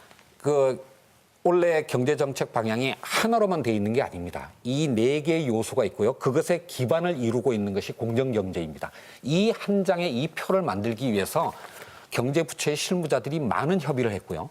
경제장관들이 비공개 회의도 했고 많은 어떤 수정을 거치면서 정부의 어떤 정책 철학과 기조를 이 한 장의 표에 표현하기 위해서 정말로 고심을 많이 했습니다. 어떻게 이 중에서 하나만을 보고 문재인 정부가 과거의 어떤 정부의 경제정책 제가 기조와 그 내용을 제가 필사를 다 했다고 했지 않습니까? 저는 이게 원본을 갖고 있습니다. 2019년 상반기까지 마련하겠다. 2019년 3월까지 계획을 수립하겠다. 그런 내용이 태반이에요. 그거 하나만 있는 것이 아니라 경제 체질을 개혁하기 위한 것이 있고 미래에 대비하기 위한 혁신 성장의 내용도 들어가 있고요. 무엇보다 중요한 것은 스마트 공장 몇 개입니까? 30만 개입니다. 틀렸지 않습니까? 3만 개입니다. 죄송합니다. 예, 3만 개. 거기 재정이 얼마 투입됩니까? 아니 근데 그런 부분만으로 어떻게 그러니까 한 항목만으로 어떻게 정부의 경제 정책의 전부를 평가하시는 겁니까? 그러니까 바로 이제 이 부분인데요. 이 전체 기조에 관한 어떤 내용을 보셔야 되지 어떤 한 부분만을 보고 전체에 대한 평가를 과잉하고 스마트 팩토리는 굉장히 중요한 사업이라고 보는 겁니다. 예. 문재인 정부가 그거 하나만 성공을 해도 대한민국의 미래는 저는 밝다고 보는 겁니다. 예. 3만 개를 2022년까지 만든다고 했습니다. 굉장히 좋습니다. 예. 세부 계획이 하나도 없습니다. 불과 3년 전에 그게 얼마인 줄 아십니까? 3년 전에 스마트 팩토리가요, 10,000개였어요. 지금 2년 만에 이게 3,000개가 된 겁니다. 그때 10,000개 만들 때 이 재정이 얼마 투입된 줄 아십니까? 1조였습니다. 한 개당 1억입니다. 한 공장에 1억을 투입해가지고 스마트 팩토리가 될 줄 아십니까? 그런 식으로 공무원들이 모여가지고 이 종이 아깝습니다. 하나를 해도 똑 부러지게 하십시오. 제 말은 거기 지금 프로젝트가 몇 개쯤 들어가 있는 줄 아십니까? 400개, 500개 들어가 있습니다. 그리고요, 한 가지만 말씀드릴게요. 정부가 작년도에도 2018년 경제 운영 방안 만들었습니까? 안 만들었습니까? 매년 하는 겁니다. 그러면 거기에 들어가 있는, 거기서 약속했는 프로젝트 중에서 어느 것이 어느 정도 성취됐고, 어느 것이 어느 정도 실패했고, 그런 평가서 낸 적 있습니까? 없지 않습니까? 만들기만 하고, 매년 그냥 똑같은 식으로 반복하지 않습니까? 그만합시다, 그런 게. 그게 제가 아까 경제정책 운영 방향을 친절하게 가져오셨길래, 예. 그거 필사해서 정부가 무엇을 하려고 하는지 쓰고 있는 교수들이 많습니다. 한 번만 하고 안 본다고 생각하지 마십시오. 스마트 팩토리 3만 개 구체적인 플랜을 내놓으십시오. 아니, 그러니까 이 부분에 관해서는 제가 아까 공직자로서 반론을 제기하지 않을 수가 없습니다. 정부의 30만 개라고 하지 않았습니까? 아니, 죄송합니다. 그거는 제가 담당 부처의 기관장이 아니었기 때문에 그 숫자를 제가 착각한 것입니다. 근데 공정거래위원장이 스마트 팩토리의 숫자를 정확하게 암기하지 못하고 8대 있다고 해서 선도 사업입니다. 그게. 예, 잠깐만요. 말씀 좀 듣죠. 예. 신세동 교수님. 그러니까 정부의 어떤 공무원의 일하는 어떤 스타일이 혁신되어야 한다라고 하는 지적이라면 얼마든지 받아들이겠습니다. 그런 겁니다. 예, 그렇습니다. 다만 받아들이십시오. 정부의 어떤 혁신이 필요하다는 거에 대해서는 그러니까 이낙연 총리부터 시작을 해가지고 정부의 어떤 경제부처 공무원들이 절감하고 있습니다. 혁신하겠습니다. 그것을 위해서 매년 노력하고 있고요. 다만 그것이 잘 아직까지 드러나지 않았다는 부분에 대해서는 반성하겠습니다. 하지만 왜 이걸 필사하십니까? 이거 기재부가 홈페이지에 들어가면 다 있습니다. 그리고 작년에 대해서 그거 왜 보여주십니까? 우리 다 알고 있습니다. 일반 국민들한테 보여드린 겁니다. 교수님한테 보여드린 것이 아니라. 그리고 이 부분에 관해서 이것을 만들기 위해서 공무원들이 관성적으로 한 부분이 분명히 있을 겁니다. 그렇지만 과거의 어떤 경제 정책 방향과 달라지기 위해서 그걸 노력하기 위해서 열심히 노력하고 있습니다. 대통령을 비롯해서 국무총리까지 모든 장관들이 요즘 가장 강조하는 단어가 있습니다. 그건 뭐냐면 속도, 체감, 성과입니다. 즉 뭐냐면 속도감 있게 국민들께서 체감할 수 있는 성과를 만들어낸다고 하고 있습니다. 오늘까 2019년 시무식을 했지만 1년 전에 이미 대통령과 국무총리께서 이렇게 지적하셨습니다. 신정부의 1년 차는 과거 정부와 비교하겠지만 2년 차부터는 우리 자신과 비교해야 된다. 더 이상 과거를 탓해서는 안 된다. 이게 지금 공직에서 일하고 있는 모든 사람들의 각오입니다. 알겠습니다. 달라지기 위해서 노력하겠습니다. 다만 이 엄청난 어떤 자료 속에서 어떤 특정한 부분을 찝어내서 그것 때문에 모든 것이 잘못됐다라고 비판하신다면 그거는 좀 수용하기가 어렵습니다. 모든 것이 잘못됐다고 지적한 적이 없습니다. 아니 조금 전에 그렇게 말씀하셨지 않습니까? 제가 좀 중재해 볼까요? 예. 신세동 교수님이 이제 제일 앞부분에 그게 있다고 강조해서 지적을 하셨잖아요. 근데 이게 굉장히 시사적인 장면이라고 저는 봐. 이 장면이요. 지금 이 국무위원하고 경제학 교수님이 이 공방을 벌이는 이 장면이 현재 문재인 정부의 경제정책이 처해 있는 현주소를 잘 보여준다고 봐요. 원래 저 내용은 있긴 있었을 거예요. 예. 어디에든. 예. 왜냐하면 혁신성장, 신성장 동력 이거 역대 정부들 쭉 해왔기 때문에 틀림없이 어딘가 있을 텐데 왜 앞에 왔냐? 그게 하필이면. 그 뭐 과거 정부들도 맨날 해오던 거 내용만 좀 바뀐 건데 그게 왜 맨 앞에 왔냐? 그걸 앞에 넣을 수밖에 없는 환경이에요, 지금. 그렇게 하지 않으면 혁신은 도외시하고 오로지 분배에만 신경 쓰고 좌파 정책한다. 뭐 소득 주도 성장 틀려먹은 거 가지고 되지도 않는다. 이 얘기를 하도 들으니까 제가 볼 때는 공무원들이 저거 만들 때 맨 앞에 넣은 것 같아요. 면피해 보려고. 그렇잖아요. 깝깝한 상황이에요, 지금 솔직히. 저는 뭐 신세정 교수님 지적하신 것처럼 그런 거 잘 받아들이셔서 정부에서는 책임성 있게 하시면 돼요. 예. 근데 문제는 그렇게 간단치 않다는 거예요. 제가 이 데이터들을 보면 무지무지 어렵겠구나, 이게. 경제정책의 기조와 방향을 바꾼다 하더라도 이것이 효과를 내기에는 엄청난 시간이 걸릴 수밖에 없겠구나라는 그런 좀 어두운 전망을 저는 해요. 몇 개 데이터를 보면 쉽지 않은 게 우선 첫 번째, 투자 진작 한다는데요. 지금 기업 투자가 유발하는 기업의 투자가 유발하는 일자리가 몇 개냐 이걸 보면 지금 이제 2000년하고 비교할게요. 2014년하고요. 최근 통계가 아직 없어가지고 10억 원을 기업이 투자를 하면 2000년도에는 23명 정도 일자리가 생겼어요. 2014년에는 13명. 반토막 났죠. 수출로 먹고 살았습니다, 우리가. 수출 기업이 경제를 주도했는데요. 10억 원을 수출하면 2000년도에는 약 20명 가까이 고용 일자리가 생겼어요. 2014년에는 8명밖에 안 돼요. 그러니까 이 지금 현재 우리가 처해 있는 이 일자리의 위기라는 것은 어떤 특정한 하나의 정책 혹은 뭐 전임 정부 뭐 누구 이런 잘못이 아니고 구조적으로 이게 지금 진행되고 있는 거예요. 수출 중심의 대기업 중심의 경제를 몇십 년 끌고 왔는데 이 지표가 이렇게 떨어지기 때문에 과거처럼 고도 성장을 하지 않는 한은 이 일자리가 안 생기는 거예요. 이 첫 번째 데이터고요. 두 번째는요.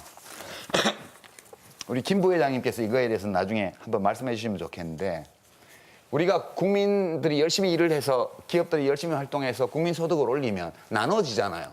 누가 가져가냐를 보면요. 누가 가져가느냐. 이게 1992년도에는 민간 가계가 69% 가까이 가져갔습니다. 근데 2016년, 재작년, 아직 작년 통계가 안 나왔더라고요. 2016년에는 얼마 가져가느냐? 56% 가져갑니다.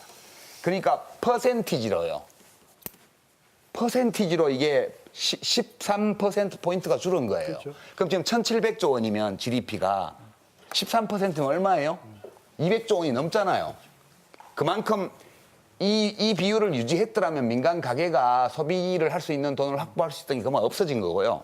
정부 지출은 1992년도에 19% 살짝 넘었던 게 지금 23%좀 와 있습니다. 2% 증가했어요. 아니 19%, 4%요. 예. 근데 기업은 어떻게 되냐면 기업은 12.6% 가져가던 게 지금 20.6%, 8%포인트 올라갔습니다. 이게 지금 기업의 사내 유보로 다 들어가는 건데요. 수백조씩요. 해마다요. 그러니까 문제는 우리 경제가 이렇게 꾸준히 성장하다가 위기도 맞고 이렇게 오는 과정에서 지난 한 20년, 25년 동안에 민간 가계와 기업과 정부가 나눠 가지는 몫이 이렇게 큰 변화를 겪은 거예요. 이게 지금 계속해서 기업 몫이 커지고 있는 추세이기 때문에 이 추세를 스톱시키지 않으면 민간 가계의 소득이 올라간다는 건 원천적으로 거의 불가능에 가깝다. 저는 두 번째 이렇게 말씀드리고요.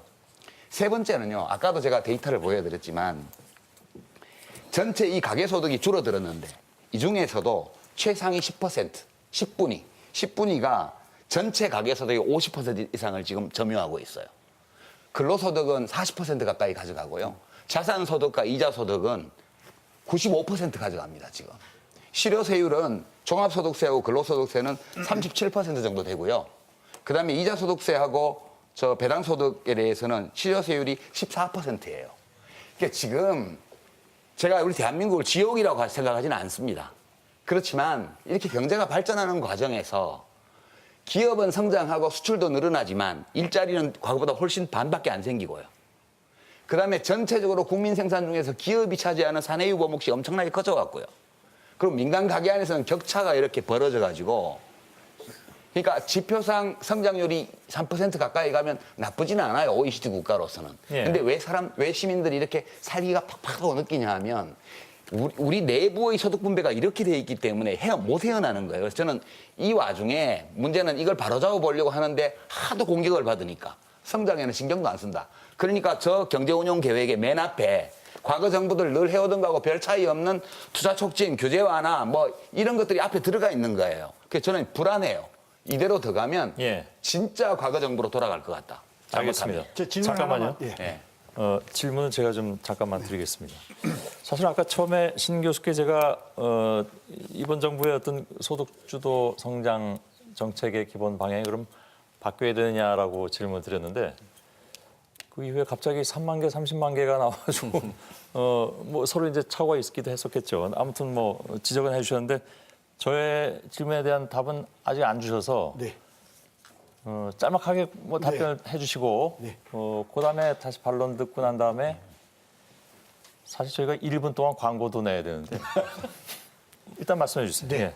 2018년 경제정책 운용 방향이라는 보고서가 있습니다. 예. 조장현 겁니다. 예.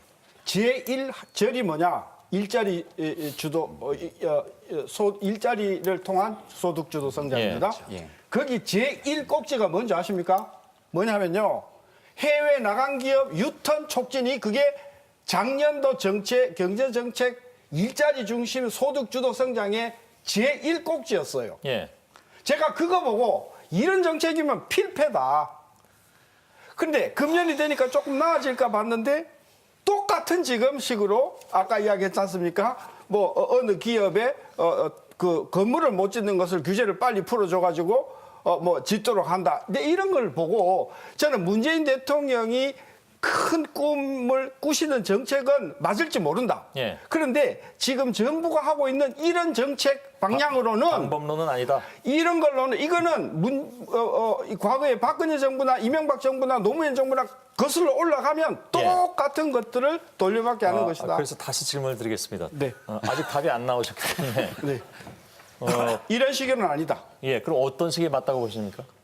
정부가 정책을 그렇게 아까 400개, 500개를 예. 늘어놓을 것이 아니라 제일 중요한 프라이오리티를 주고 예. 거기에 집중적으로 자원을 투입하고 1절서부터 마지막 절까지 액션 플랜을 구체적으로 세우는 예. 그런 계획으로 정책 운영 많이 해야 된다. 알겠습니다. 생각해요. 그러면 정책 자체를 바꿀 수는 없을 것이다 이렇게 보시고 투자 활성화 맞다. 투자 예, 활성화 알겠습니다. 맞는데 신서동 교수님의 문제 제기에 대해서 제가 답변을 좀 드리겠는데요. 한 세기 전에 좀 해주시죠.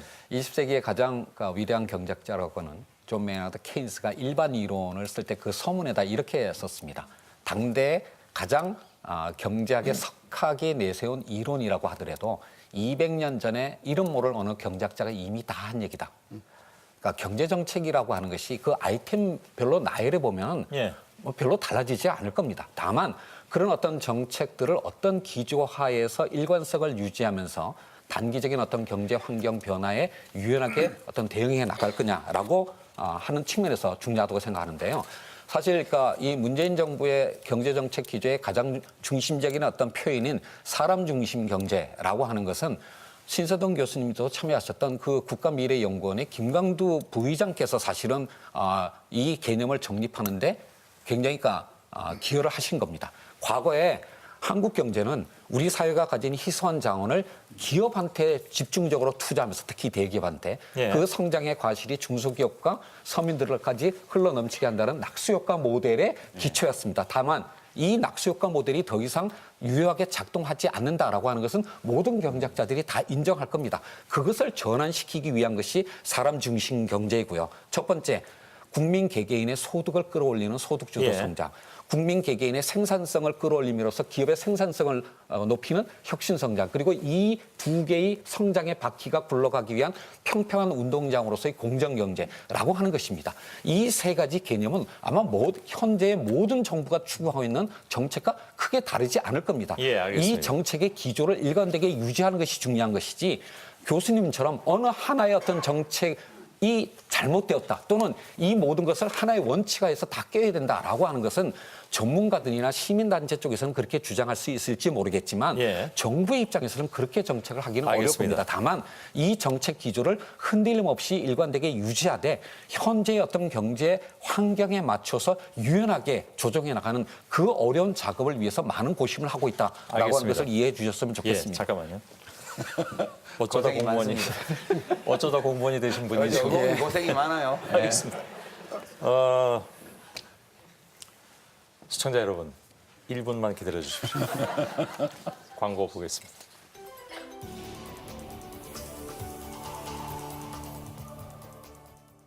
우리 아빠는 지구를 지켜요. 미세먼지를 줄이고 북극곰을 구해준대. 그거 아빠도 하는 건데. 아빠도 컨덴싱 만들어? 아빠는 콘덴싱 쓰잖아. 콘덴싱이 옳았다. 내 차가 충격받으면 내게도 충격이 온다. 실시간으로. 이것이 커넥티드. 실시간이 아니면 블랙박스도 아니지. 아이나비 커넥티드.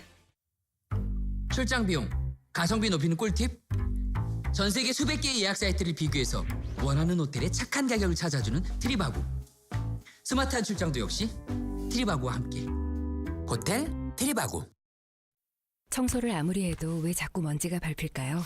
다이슨 V10 카본 파이버는 미세먼지를 청소해 발바닥에서부터 차이를 느낄 수 있습니다. 강력한 흡입력으로 최대 60분간 집안을 제대로 청소할 수 있습니다. 예, 토론 다시 시작하겠습니다. 광고 나가는 동안에 우리 패널 여러분께서 저한테 지금 토론이 잘 되고 있는 거냐고 질문을 해주셨는데 잘 가고 있습니다. 예, 뭐 여기서 뭐 합의를 이루거나 어떤 결론 내기는 어렵지만 늘 토론이 그렇죠. 뭐 근데 저희들이 고민하고 있는 그런 내용들이 오늘 다시 다 이렇게 나오고 있고 그 부분에 대해서 각자의 또 시청자 여러분들의 입장을 좀 정리할 수 있는 그런 시간으로 저희들이 생각을 하고 있고요. 자, 뭐 토론이 워낙 뜨겁게 진행이 되고 있어서 잠깐 좀 저 방청객 여러분들의 의견도 제가 약속을 드렸기 때문에 멀리서 이렇게 또 추운 날 와주셨는데 두 분 말씀만 잠깐 좀 드릴 텐데요. 안나경 앵커가 만나 뵙도록 하겠습니다. 네. 방청객 여러분들 중에서 질문이 있으신 분들께서 손을 들어주시면 제가 직접 마이크를 들고 가겠습니다. 네. 이쪽에 계십니다. 예. 네네. 안녕하세요. 어디에서 오신 누구신지부터 소개를 좀 해주실까요? 안녕하세요. 경기도 파주에서 왔는데요. 저는 다니던 직장을 그만두고 제조업체를 창업해서 지금 14년째 하고 있습니다. 최근에 지금 아직까지는 얘기가 안 나왔는데요. 최근에 좀 저도 경기가 좀 어렵고 경쟁이 심해서 고전을 좀 면치 못하고 있는데 예전에 근무했던 직원들의 약 5분의 1 수준에서 지금 열심히 노력하려고 하고 있고요. 근데 지금 오늘 나오셨는데 교수님도 그렇고 경총 부회장님도 이렇게 여러 저희 자영업자 되는 응원의 말씀 해주셔서 굉장히 감사하게 생각하고 있습니다. 근데 일단 그 최근에 좀 논쟁이 있는 거가 최저임금 관련해서 그 마치 모든 생활 물가가 오른다고 그런 식의 보도를 많이 접했는데 예. 좀 사례별로 들면 그렇지 않은 사례가 분명히 있다고 저는 그렇게 생각을 하고요. 그 다음에 가장 중요한 게 그 노동을 투입해서 그에 해당하는 수익을 내지 못하니까 자영업자분들이 많이 어렵다고 하는데 그거는 최저임금이 오르는 그 10% 정도 그거보다는 그 해당 사업의 아이템이 좀 경쟁력에 대한 부분이 있지 않나 그런 부분은 저희가 너무 좀 언급이 안 돼서 그 부분에 대해서 우리가 한번 언급을 할 필요도 있을 것 같고요. 그다음 이 자리에서 가장 하고 싶은 얘기는 그 마치 지금 자영업자들이 일정 소득을 일으키고 근로자나 그런 사람들한테 소득을 떼어주는 그런 식의 표현이 많이 돼서 그런 부분으로 자영업이 어렵고 뭐 직원을 그만두게 하고 폐업을 한다 뭐 그런 식의 얘기를 하는데 저를 포함한 많은 자영업자 이렇게 같이 일을 하는 친구들에 대해서는 저희가 같은 목표를 이렇게 성과를 만들고 그 성과를 나누는 그런 동료이고 저희 같이 일하는 그런 같이 한 공간에 그렇게 그렇게 어려움을 같이 하는 존재이지 그들과 경쟁하고 그렇게 나누는 존재가 아니게 인식을 하고 있는 자영업자가 있다는 거 분명히 말씀드리고 싶고요. 알겠습니다. 네, 그 정도로 좀 정리하죠. 네네. 예, 미안합니다. 예. 또 안나게 앵커. 네. 그러면 혹시 무슨 답변을 듣고 싶으신 건지. 근데 그 경총 부회장님한테 한번 질문 드려보고 싶은데 많은 자영업자들이 연일 생계를 이유로 이렇게 최저임금과 관련해서 운영이 어렵다고들 하잖아요. 근데 받는 사람 입장에서 생각을 해보면 제가 봐서는 과연 그 오른 금액으로 이 생존을 할 수 있는지 받는 사람 입장에서는 생사가 걸린 문제가 아닌가 그렇게 한편으로 생각해 볼 수도 있는데 그런 분들한테는 어떻게 양해를 구할 수 있는지 답변을 좀 들어보고 알겠습니다. 싶습니다. 말씀해 주시겠어요? 예. 갑자기 질문을 받으셨는데. 예. 평소 생각하신 대로 말씀하실 텐데. 최저임금의 이슈를 아예 가져 나오셨군요. 준비했는데요. 위로 좀 올려주시면요. 두 가지입니다. 왜 최저임금이 문제가 되는가? 첫 번째 그래프인데 문재인 정부 들어와서 이게 지난 2년간에 그동안의 추세보다도 너무 많은 인상률이 되다 보니까 이 부분이 감당할 수 있겠는가 하는 감당 능력에서 문제가 제기되고 있는 거죠. 그러니까 우리가 지금 8,350원까지 갔다는 것은 어떻게 보면 세계 최고 중위임금, 소위 근로자의 중위임금 대비로 보면 거의 70% 가까이 되기 때문에 실질적으로 우리나라 국민 소득에 비춰보면 세계 최고 수준의 최저임금에 가까운 수준입니다. 수준 자체가. 그러니까 최저임금이 생계비를 지원하고 최소한도로 보장하자는 수준을 넘어서 평균적으로 보면 우리 아까 파주에 오신 분 같이 잘하신 분도 계시지만은 대부분이 부담하기 어려운 상황에 와 있다는 게 첫 번째 포인트고요. 두 번째는 이건 법률적인 건데 그동안에 우리나라 최저임금 제도의 문제는 계산 방식에 문제가 있었습니다. 계산 방식에. 그래서 계산 방식에서 분모 분자를 어떻게 하는가. 밑에는 분모는 시간이고 일하는 시간이고 분자는 무슨 소득인가인데 그 자체가 좀 낡은 거죠. 낡다 보니까 시대가 바뀌면서 자꾸 포션이 왔다 갔다 하는 겁니다. 그러다 보니까 계산 방법을 어떻게 하냐에 따라 완전히 달라지는 거죠. 그래서 세계에 없는 주휴수당이라는 게 있습니다. 그 소위 일하지 않고 일주일에 하루를 그냥 임금을 주는 시간이 포함하느냐 마느냐에 따라서 이렇게 계산이 20% 왔다 갔다 하는 거죠. 40시간 있는데 일요일 8시간을 그냥 주는 거거든요. 일 안 하지 않고. 근데 이게 그동안에 쭉 왔는데 대법원에서 최근에 소송에서 일하지 않는 시간은 빼라, 분모에서. 그러니까 8시간이 갑자기 문제가 된 거죠. 8시간을 빼면은 48시간 20%가 최저임금 계산에서 이제 들쑥날쑥하는 겁니다. 그래서 이 문제가 제기되다 보니까 많이 부담을 느끼는 우리 기업가들은 20%를 사법부에서 보장받아서 자기가 7천 원 줬는데 이걸 계산하면 20% 이상 준 걸로 나와서 법을 다 충족합니다. 그래서 이런 부분에 대해서 정부가 너무 많이 올린 데다가 알겠습니다. 또 이런 식의 문제가 있다 보니까 이 문제를 좀 더 속도 조절이랄지 여러분을 겪어서 좀 합리적으로 풀어달라 하다 보니까 지금 최저 문제가 됐고요. 막상 금년에 10% 올리다 보니까 자영업자 측에서 많은 자영업자 아까 파주 오신 분 잘하신 분도 계시지만 많은 자영업자 특히 대기업까지도 최저임금을 올리는 그런 문제여서 알겠습니다. 국가 경제에 부담을 주는 요소가 됐다. 그 부분에 대해서 아마 반론이 또 있으실 것 같은데 지금 조금 전에 말씀해 주신 방청객분은 최저임금 인상에는 찬성하시는 분 같습니다. 말씀이 그죠? 어느 정도는. 근데 또 반대하는 분들도 많이 계시잖아요, 그죠? 그 혹시 안나게 앵커가 그쪽에 가 계신데 그쪽에서 네. 혹시 의견이 있으신 분? 예. 네, 두 번째로 말씀을 해주실 분 옆에 제가 미리 미리 와 있는데요. 부탁드리자면 좀 짧게. 예. 네, 소개를 좀 먼저 해주시고. 예. 네, 저는 서울시 영등포에 살고 있는 대학생 서한결이라고 합니다. 네, 뜨거운 토론 보여주셔서 감사합니다. 우선 저는 최저임금이 오른다는 소식을 들었을 때 아르바이트를 구한 입장에서 기쁜 소식이라고 생각했었는데요. 지금 막상 돌이켜 보면 그런 효과가 과연 긍정적이지만 않았다는 생각이 듭니다. 제가 체감했던 변화들에는 크게 세 가지 정도가 있는데요. 우선 대학생들이 일자리를 구할 때 조금 오래 일하고 싶어도 그러지 못하는 경우가 많아졌다는 것입니다. 아까 주휴수당을 얘기해 주셨는데요.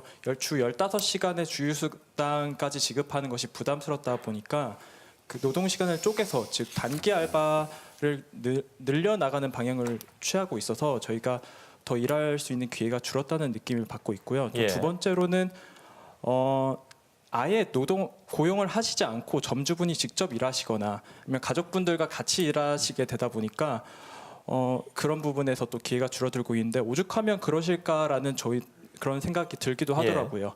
또 세 번째로는 무인 자동화 기기도 또 늘어나고 있어서 그런 부분도 되게 우려스럽습니다. 알겠습니다. 네. 그래서 제가 드리고 싶었던 질문은 과연 최저임금 정책이 지금 대한민국 경제가 가지고 있는 핵심 과제들을 해결할 수 있는 핵심 정책이 될 수 있는지 여쭤보고 싶고 만약 아니라면 아까도 혁신 성장에 대해서 얘기해 주셨는데 이런 혁신 성장을 이루는 것이 지금의 소득주도 성장 기조에서 어떻게 조화를 이루어서 이뤄낼 수 있는 것인지 그것에 대해서 구체적인 방안에 대해서 조금 들어보고 싶습니다. 예, 감사합니다. 알겠습니다. 어느 분께 답변을 좀 들어볼까요? 아무래도 네. 공정학 위원. 예, 제가 답변을 드리겠습니다. 배경 설명으로 2015년 말에 노동연구원이 최저임금에 관한 국제 컨퍼런스를 개최한 적이 있었습니다. 이때 로버트 라이시라고 미국의 버클리 대학의 관련 분야의 세계적인 석학이고 또 클린턴 행정부의 4년 동안 노동부 장관을 하셨던 분이 오셔가지고 특히 이분이 LA 지역에서 시간당 15달러의 최저임금 인상 운동을 기획하시는 분이라서 이에 대한 어떤 관심이 굉장히 높았었고 당연히 한국 상황에 대한 질문도 했었는데 답변이 매우 실망스러웠어요. 첫 번째가 뭐냐면 나 한국 잘 모른다라고부터 시작을 했고 두 번째는 자신이 LA 지역에서 시간당 15달러의 최저임금 인상을 추진할 때 이거의 어떤 후유증을 크게 걱정하지 않은 이유는 미국의 어떤 노동시장뿐만 아니라 자본도 매우 모빌리티, 유연성이 높기 때문에 그 충격을 흡수할 수 있을 거다 이렇게 답변을 했습니다.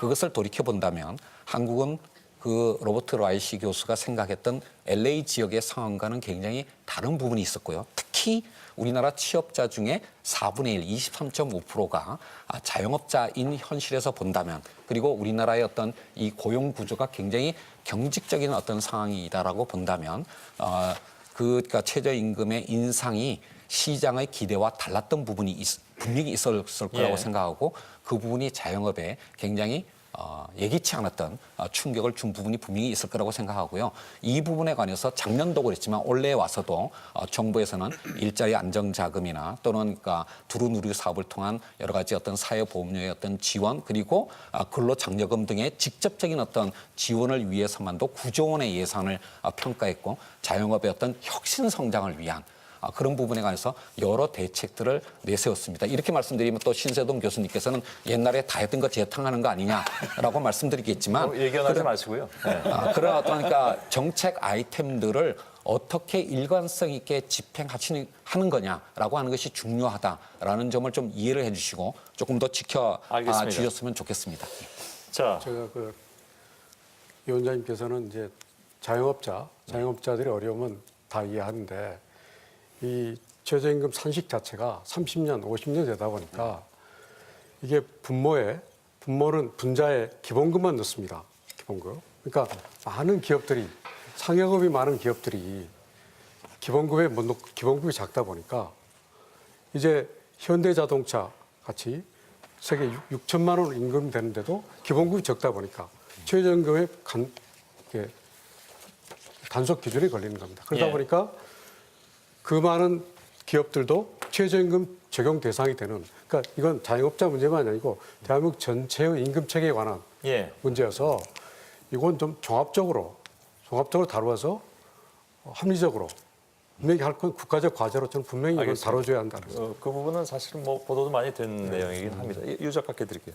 최저임금 문제는 저는 이제 우리 김 부회장님 말씀이 이제 법제적으로 보면 일리 있는 말씀이라고 봐요. 이게 법률적인 측면이 있고 경제적인 측면이 있어요. 이 최저임금 문제는 법률적으로 보면 원래 그 주 6일 노동 혹은 막 심지어 주 7일 노동 이렇게 막 그 휴일이 없이 노동 조건이 아주 열악했던 그 옛날에 한 50몇 년 전에 어떻게든 노동자들이 좀이라도 더 쉬게 해주려고 만든 제도가 주휴수당이거든요. 그러니까 뭐 하루 일 안 해도 일한 걸로 쳐줘라. 예. 근데 그 뒤에 최저임금 제도가 도입이 되면서 사실 명확한 법 규정 없이 행정 해석으로 그 주휴수당을 지급하는 주휴 시간까지 포함해서 그 최저임금을 산정하도록 그렇게 해왔거든요. 경로 의존적으로. 지금 보면 이제 법제적인 면에서는 이 임금 시스템이 되게 낡은 제도니까 사실은 주휴수당을 없애도 된다고 봐요. 저는 주휴수당 자체를 없애는 게 좋다고 봐요. 일한 시간만큼 돈을 받는 거죠. 예. 그 대신 경제적인 면에서는 이 최저임금이 무슨 경제 논리로 정한 액수가 아니잖아요. 우리가 문명사회에서 그 일하는 분들이 최소한의 문명적 조건에 맞는 삶을 영위하는 데 필요한 액수가 얼마쯤일까? 그걸 어떤 기준을 가지고 만들어서 하는 거기 때문에 법제적으로는 주휴제도를 없애고 주휴수당 제도를 그다음에 그 없애는 만큼 하려면 한 16% 더 인상해야 돼요. 그렇게 일몰제로 이렇게 해서 실제로 그걸 반영해서 최저임금 제도의 취지에 맞게 하는 거죠. 이러면 저는 문제가 해결된다고 보고요. 이 주휴수당을 포함시키는 것 때문에 새로 부담이 느는 건 아니죠. 만약 지금까지 부담을 안 했다면 그건 지금까지 법 위반한 거예요. 노동법에 다 그걸 주도록 돼 있는데 안 주고 운영을 해왔는데 지금 와서 그걸 포함해서 시행령으로 규정을 했기 때문에 예. 이제 안 주면 옛날에도 법에 걸렸지만 이제는 더 확실하게 걸리게 돼 있으니까 부담을 느낄 수는 있지만 예. 그렇다고 해서 지금까지 법 위반을 해온 거를 전제로 해서 최저임금이 또 인상되는 것처럼 이렇게 말하는 거는 저는 좀 그 고충은 이해를 하지만 그건 그건 차이가 아닌 것 있습니다. 같아요. 그러니까 2월에 이슈가 된 것은 법 위반했던 게 법 위반된 게 아니고요. 하도 오르니까 2년 전부터 소상인공들이 법에 제소를 했습니다. 제도가 맞는가? 그러니까 대법원에서 어떻게 했냐? 지금까지 아무 이의 없이 따라왔죠. 법을 지켜왔습니다. 그런데 대법원에서 8시간, 분모 8시간 일하자는 시간이기 때문에 빼고 계산하라. 예. 그래서 모아둔 기업들이 법 단속에서 노동부가 내린 단속에서 벗어났습니다. 그러니까 기업들이 뭐냐면 이제는 대법원 판결에 따라서 우리가 20% 정도 높게 산정되는구나. 그래서 법적으로 받은 권리로서 인식했던 거죠. 뭐 위반하자는 뜻이 아니고요. 그런데 이제 생각이 다르신 것 같은데. 예.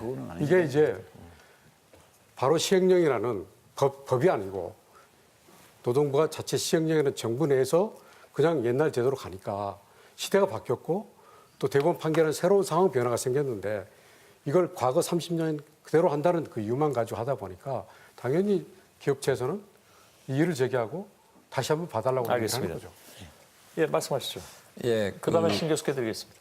예, 아마 젊은 친구들께서는 이제 많이 아시겠지만 손흥민 같은 영국의 이제 프리미어 리그의 선수들이 계약을 할 때 주급 얼마다 이렇게 계약한다라고 하는 것을 뉴스에서 많이 보셨을 겁니다.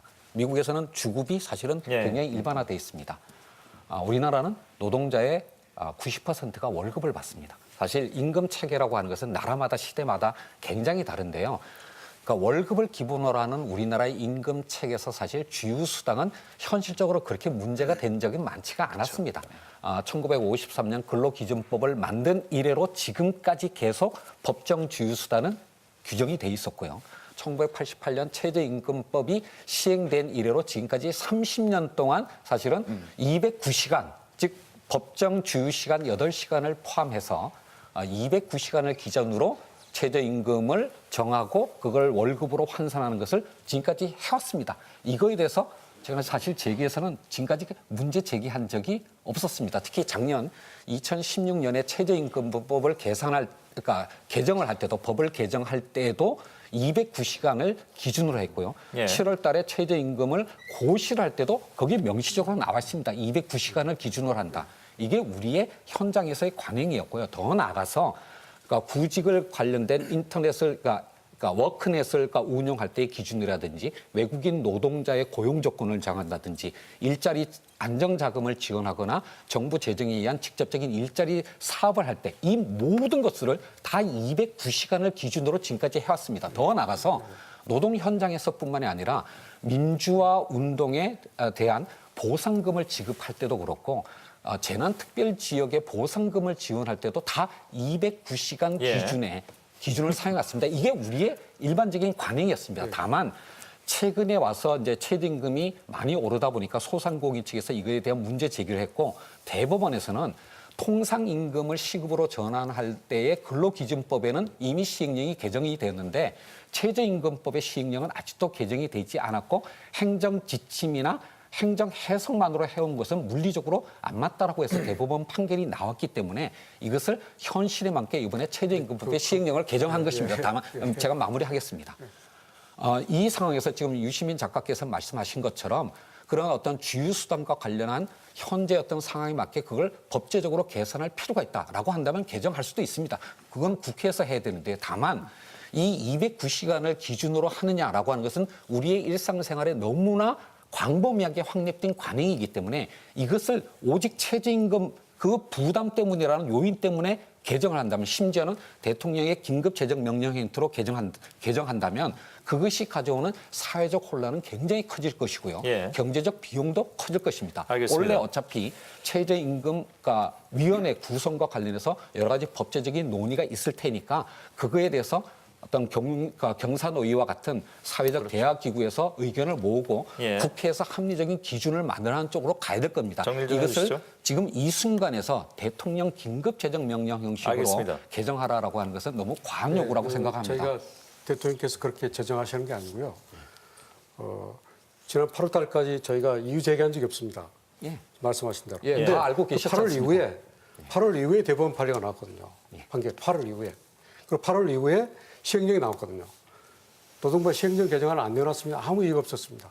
그냥 법하고 같을 텐데 시행령을 내놓고 그걸 법에서 174라고 했는데 대법원에서 그걸 200%로 고집하니까 우리는 114라는 새로운 시대에 새로운 판결이 나왔는데 이걸 그냥 간다. 그래서 저희가 중요한 문제로 제기를 하는 거죠. 알겠습니다. 신 교수께 드리겠습니다. 그 근로기준법 55조에 있는 그 주 15시간 이상 일한 사람에 대해서 하루 또는 이상의 주휴를 줘라. 그리고 그 관로 안에 주휴 수당을 줘야 된다라고 하는 법이 있습니다. 그것은 저는 복지 차원에서 만들었던 거라고 생각합니다. 따라서 전 유시민 작가의 의견에 전적으로 동의합니다. 없어도 좋다.